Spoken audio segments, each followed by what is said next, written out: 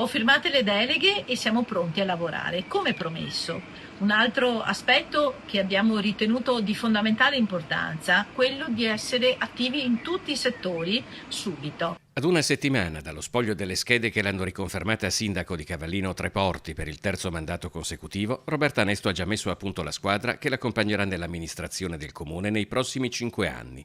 La scelta della giunta in tempi rapidi, dice Nesto, mantiene l'impegno di essere attivi da subito in tutti i settori. Vice sindaco Francesco Monica, assessore ai lavori pubblici con anche la delega ai trasporti. Alberto Balarin, cultura, scuola, attività produttive, turismo e urbanistica e molte altre progettualità tra cui Dio Piccolo.